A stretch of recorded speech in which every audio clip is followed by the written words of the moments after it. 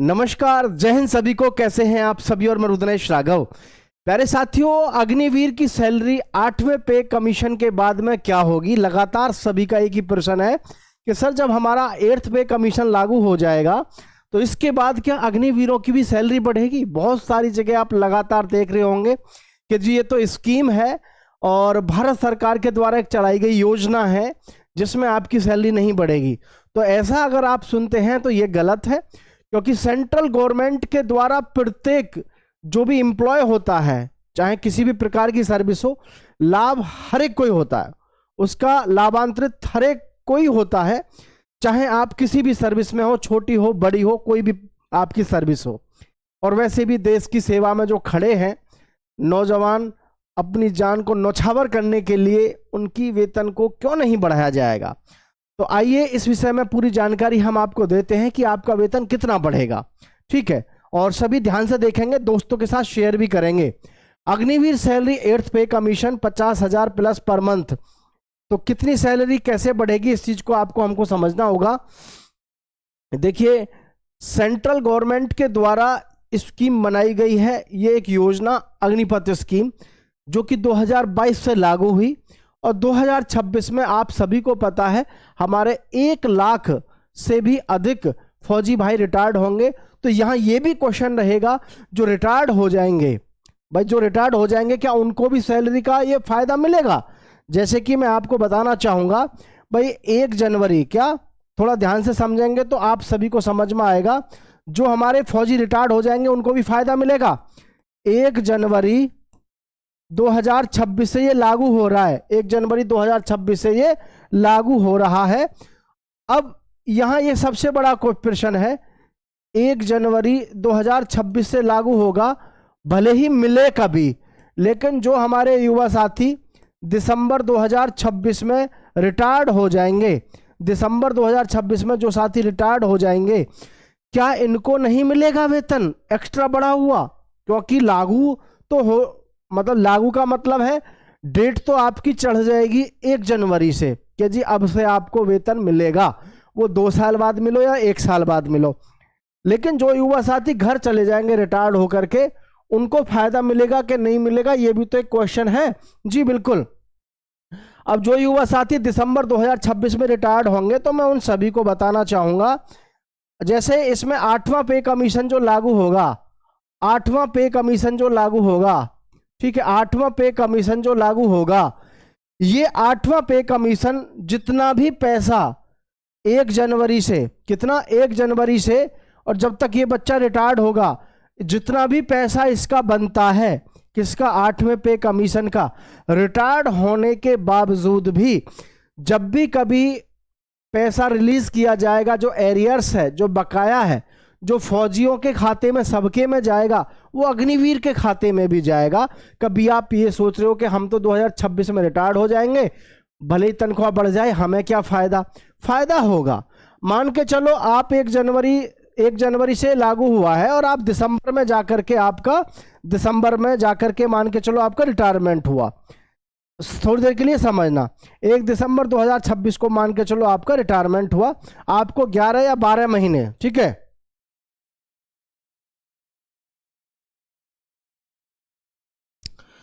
तो यहां पर 1 दिसंबर 2026 को जो आपका रिटायरमेंट हुआ तो आपको 12 महीने हुए। 12 महीने किसके अंदर? जब आपका पे कमीशन लागू हुआ। तो ये 12 महीने का जो वेतन है ये तो आपको मिलेगा ही मिलेगा, सैलरी के हिसाब से जो आपकी 40,000 सैलरी आ रही होगी चौथी साल में। लेकिन उसके साथ साथ एक चीज और भी है, ये आपको यहां पर इसका एरियर्स भी मिलेगा 8वें पे कमीशन का। जब भी ये आपके जैसे और जो फौजी हैं, चाहे परमानेंट हो चाहे अग्निवीर हो, उनके खाते में जब भी ये पैसा रिलीज होगा तो उसी समय पे आपके खाते में भी पैसा रिलीज होगा, चाहे आप कहीं भी हो। कहीं भी का मतलब समझ रहे हैं आप? चाहे कहीं नौकरी कर रहे हो, आप घर हो, कहीं भी हो, पैसा आपको मिलेगा। ठीक है, तो ये चीज आप समझ गए होंगे कि जो भी युवा साथी वहां से रिटायर्ड हो जाएंगे अब उनको पैसा मिलेगा, अगर इसमें भी आपको अग्निपथ स्कीम में भी ये पे कमीशन मिलता है तो। ठीक है, अब मैं चलता हूं सीधा आपके उस पॉइंट पर जिसका आप सभी को इंतजार है कि कितनी बढ़ सकती है। ठीक है, तो देखो एक छोटा सा मैं आपको एक आंकड़ा देना चाहूंगा। 8वां पे कमीशन वैसे लगना चाहिए हमारे हिसाब से, और लगेगा ही, आप बेनिश्चिंत रहिएगा। जैसे देखो अभी वर्तमान में हमारे जो फंड है, जो हमारा कॉपस फंड है वो 9,000 करता है पहली साल में, दूसरी साल में 9900, ठीक है, और तीसरी साल में आपका 10,950 और फिर 12,000। आपको एक मुश्त राशि जो मिलती है लगभग 12 लाख रुपए मिलता है वर्तमान में, लगभग 12 लाख, ठीक है। तो 12 लाख रुपए लगभग में है क्योंकि 1170 के आसपास है। तो मैं आपको एक चीज पहले यहां पे सबसे पहले बता दूं कि ये जो आपकी धनराशि है, जो आपको इस समय एक मुश्त 11,70,000 के आसपास मिलती है, इस पर भी आपको पैसा बढ़ा हुआ देखने को मिल सकता है ना, पैसा बढ़ा हुआ देखने को मिल सकता है। क्योंकि आप सबको बता दूं मैं, जो हमारा वेतन लगेगा, 8वां वेतन कमीशन, ठीक है, 8वां वेतन कमीशन जो हमारा लागू होगा, इसमें जो हमारी सैलरी होगी, ठीक है, उसमें कम से भी कम 30% से लेकर के 35% का इजाफा होने की पूरी उम्मीद है। आप ही की नहीं, सभी जो भी गवर्नमेंट एम्प्लॉय है, 30 से 35%। और अगर आप ये सोचते हैं कि जी सैलरी जो है 2 गुनी होगी, 3 गुनी होगी, तो वो लोगों की गलत सोच है। फिटमैन जो लगता है वो उसी हिसाब से लगता है, क्योंकि सैलरी अगर आप फिटमेंट के हिसाब से इस समय सोच रहे हैं 2 गुना 3 गुना, वो नहीं है पॉसिबल। उस हिसाब से तो सरकार का ठप्पा बैठ जाएगा, ठप्पा, ठीक है, बैठ जाएगा, तो उस हिसाब से नहीं है। तो सैलरी 30% से लेकर के 35% हमारी बढ़ेगी, हाइक होगी। अब जैसे कि हमारी पहली साल में है 21,000 सैलरी, ठीक है, या मैं सीधे सीधे यहां लेके चलूं आपको, जैसे पहली साल में हमारी 30,000 सैलरी है, ठीक है। अब 30,000 सैलरी का अगर हम 30% भी निकालें तो आप सीधे सीधे देख सकते हैं साथियों, 3 तिया 9, यानी कि 9,000 रुपये आपके सीधे सीधे बढ़ रहे हैं। 9,000 रुपये पर मंथ आपके बढ़ रहे हैं। कब? जब आपकी, अगर हम 30,000 पे निकाल के चलें, अब आपकी सैलरी जैसे 21,000 आपके अकाउंट में आ रही है, तो बजाय 21,000 के पहली साल में कितनी हो जाएगी? 30,000। कितनी हो जाएगी? 30,000 पहली साल में हो जाएगी।